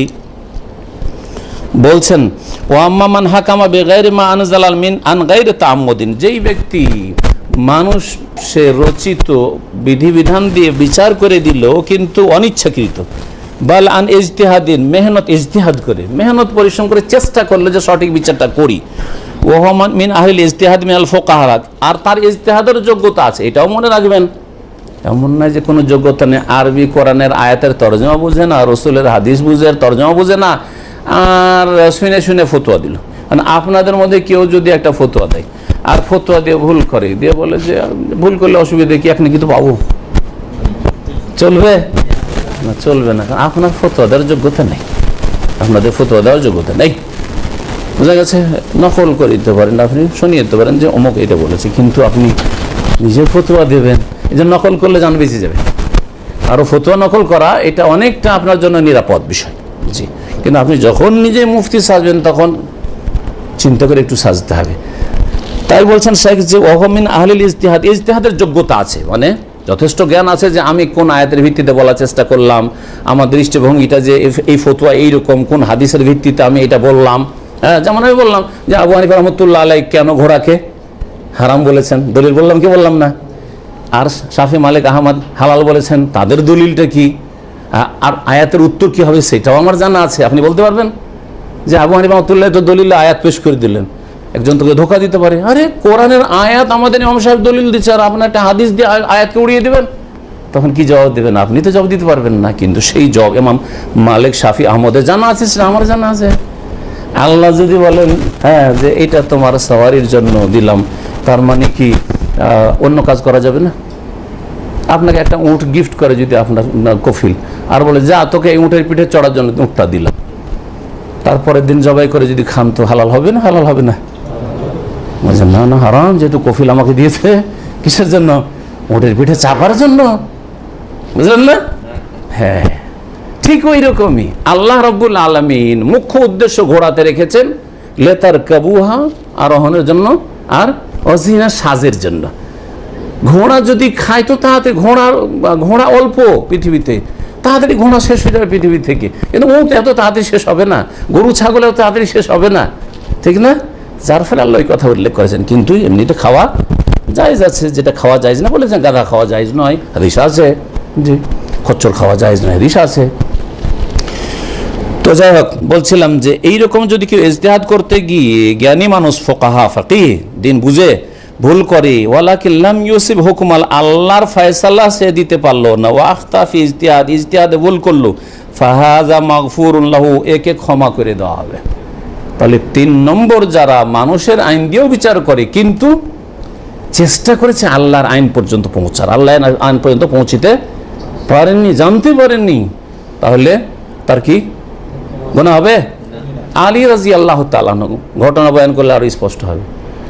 কিছু লোক সম্পর্কে জানতে পারলেন যে এরা এমন বাড়াবাড়ি করেছে, বলছে আলী হচ্ছে এলাহ, আলী হচ্ছে এলাহ। জানতে পেরে তার এক ভক্ত ছিল কাম্বার, তাকে বলে এই গর্ত খনন করো, পরীক্ষা খনন করো, গর্ত খনন করে আগুন জ্বালাও, আগুন জ্বালে সবগুলিকে ধরে ধরে ফেলো, এদেরকে পোড়াও, এদেরকে এই সবগুলিকে মুশরিকগুলিকে জ্বালিয়ে দিয়েছিলেন আলী রাদিয়াল্লাহু তাআলা আনহু। পরে আব্দুল্লাহ বিন আব্বাস রাদিয়াল্লাহু আনহু জানার পরে বললেন যে আলী যদি হাদিস জানতো নবী সাল্লাল্লাহু আলাইহি ওয়াসাল্লাম তাহলে এই কাজটা কোনদিন করতো না। হ্যাঁ, ইন্নাহু লা ইউআযাবু বিন-নারে ইল্লা রাব্বুন নার, আগুন দিয়ে আযাব একমাত্র কে দিতে পারবে? যে আগুনের মালিক, আগুনের রব। হ্যাঁ, লা তুআযযিবু বিআযাবিল্লাহ, আল্লাহর আযাব দিয়ে আযাব দিতে পারো না। আলী রাদিয়াল্লাহু তাআলা আনহু ভুল করেছেন না ঠিক করেছেন? এই মাসলাই ভুল করেছেন, কিন্তু তিনি না বড় তাগুতি কাজ করেছেন না ছোট তাগুতি কাজ করেছেন, হ্যাঁ, বরং তিনি ইজতিহাদ করেছেন যে এরা এত বড় অপরাধ করেছে, এই মুসলিম উম্মতে প্রথম শিরক কুফরি শুরু করেছে, আমাকে আল্লাহ বানিয়ে দিল, জ্বালাও এদেরকে শাস্তি দাও, চরম অপরাধী এরা। পরে হাদিস জানা ছিল না যে আগুন দিয়ে জ্বালানো যায় না আল্লাহর মাখলুককে, তাহলে তার কোনো অপরাধ হয়নি। হাযা মাগফুরুল্লাহ, এর গুনাহ মাফ হয়ে গেছে, বরং এক নেকিও পেয়েছে। হাদিসটা শুনিয়ে দিয়ে শেষ করছি, সহিহ বুখারী মুসলিমে রয়েছে, এজা হাকামাল হাকিম, কোন বিচারক যদি বিচার করে, ব্যক্তি পর্যায়ে হোক আর পারিবারিক ক্ষেত্রে, সামাজিক ক্ষেত্রে, রাষ্ট্রীয় ক্ষেত্রে, ফাজতাহাদা, তারপরে চেষ্টা করলো, সুম্মা আসাবা, ঠিক বিচার করলো, ফালাহু আজরানে, তাহলে 2 নেকি, দ্বিগুণ নেকি পাবে। ওয়াইজা হাকামা, আর যদি বিচার করে, ফাজতাহাদা, আর মেহনত করে, চেষ্টা করতে হবে তাহলে সঠিক সিদ্ধান্তে পৌঁছার জন্য, সুবিচারের জন্য সচেষ্ট হইতে হবে। সুম্মা আখতা, তারপরে ভুল করলো, ফালাহু আজরুন, তার জন্য 1 গুণ নেকি রয়েছে, আজরুল ইজতিহাদ, চেষ্টা করলো সেই জন্য তার কি রয়েছে? 1 গুণ নেকি রয়েছে। লিআন্নাহু, কেন? লাম ইয়াতাআম্মাদিল, ইচ্ছা করে ভুল করেনি, ওয়া হুয়া ইউরিদুল হক, সে সত্যকে সন্ধান করেছে কিন্তু সত্যতে পৌঁছিতে পারেনি। ওয়া হুয়া ইউরিদু মুওয়াফাকাতা হুকমিন, আল্লাহর হুকুম পর্যন্ত পৌঁছার চেষ্টা করেছে, লাকিন্নাহু লাম ইউওয়াফাক লাহু, তাকে তৌফিক হয়নি। ফাযা ইউতাবার মাজুরান, তার ওজরকে গ্রহণ করা হবে, এবং মাজুরান, তাকে নেকি দেওয়া হবে। ওয়ালাকিন লা ইয়াজুজু ইত্তিবাউল খাতা, কিন্তু পরে যারা জানতে পেরেছে তাদের জন্য কি জায়েজ, আমাদের এত বড় বুজুর্গ যখন এই কাজ করেছে আমিও সেই কাজ করব। এখন উদাহরণস্বরূপ বলি, আলী রাদিয়াল্লাহু তাআলা আনহুর চাইতে বড় বুজুর্গ আর এই উম্মতে কে হইতে পারে? রাসূলুল্লাহ সাল্লাল্লাহু আলাইহি ওয়াসাল্লাম, আবু বকর, ওমর, উসমান, আলী, 5 নম্বরে সবচেয়ে বড় বুজুর্গ। আমি যদি বলি যে এত বড় বুজুর্গানে দিন যখন আগুন দিয়ে জ্বালিয়েছেন, সুতরাং মুশরিককে আগুন দিয়ে জ্বালিয়ে দাও, এটা আলীর সুন্নাত, আমি এটা পালন করব, আমার জন্য জায়েজ, আপনার জন্য জায়েজ। আমি যদি এই কাজটা করি, তার রসুলের নাফরমানি করলাম, আবু বকরকে অবজ্ঞা করলাম, নাফরমানি করলাম, ওমরের নাফরমানি করলাম, আলী, উসমান, ঠিক না? হ্যাঁ, আর তারপরে ভুলের উপর সমর্থন করলাম, কি করলাম? ভুলের উপর তার সমর্থন করলাম, যেটা হারাম। তাই বলছেন এই জন্য ভুলের অনুসরণ করা জায়েজ নয়, ভুলের অনুসরণ করা জায়েজ নয়। লা ইয়াজুজু লানা আন নাত্তাবিউ আলাল খাতা, ভুলের অনুসরণ করা জায়েজ নয়। ওয়া মিন হাযা ইজতিহাদাতুল ফুকাহা, এই রকমই ফুকাহায়ে কেরামদের যত ফতোয়ার মাসলা মাসাইল আছে, হালাল হারামের, জায়েজ না জায়েজের, সুন্নত বিদআতের, করণীয় বর্জনীয়র, এই ক্ষেত্রে যেটা ভুল স্পষ্ট হয়েছে সেটা আবার করবেন, এটা আপনার জন্য জায়েজ নয়। কেউ যদি আপনাকে ফতোয়া দিয়ে থাকে যে রফায়দান করা মনসুখ হয়ে গেছে, আরেকজন বলছে রফায়দান সুন্নাত, পরে আপনার তাহকিক তদন্ত করে হাদিস দলিল দিয়ে জানতে পারলেন যে যারা মনসুখ বলেছে কথাটা ভুল, তারপরে যদি বলেন যে না আমি রফায়দান করব না, তো আপনি ভুলের অনুসরণ করছেন, এটা আপনার জন্য জায়েজ, যদিও সুন্নাত, কিন্তু আপনার জন্য এটা জায়েজ নয়। এইরকমই আপনি জানেন যে সূরা ফাতিহা ছাড়া নামাজ হয় না, কিন্তু জন্মসূত্রে এতদিন জানতেন যে মুক্তাদিকে সূরা ফাতিহা পড়তে হয় না, বুঝা গেছে?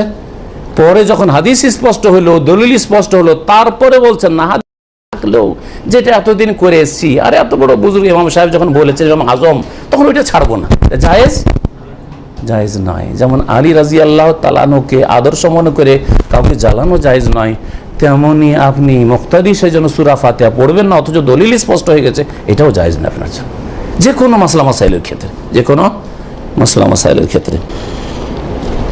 এখানে আজকের আলোচনা শেষ করে দিচ্ছি, আর একটু থেকে গেল, ইনশাআল্লাহ তাআলা বাকিটা আগামী সপ্তাহে শেষ করে আমাদের কিতাব শেষ করব, কারণ এখন যদি শেষ করি তো বড় লম্বা হয়ে যাবে। আল্লাহ পাক যেন আমাদেরকে কোরআন এবং হাদিস বোঝার তৌফিক দান করেন এবং তার মোতাবেক আমল করার তৌফিক দান করেন, শিরক বিদআত থেকে সমস্ত রকমের তাগুতি কাজ থেকে বেঁচে থাকার তৌফিক দান করেন, তাগুতের অনিষ্ট থেকে বেঁচে থাকার তৌফিক দান করেন। ওয়া সাল্লাল্লাহু আলা নবিয়িনা মুহাম্মদ ওয়া আলা আলিহি ওয়া সাহবিহি আজমাইন।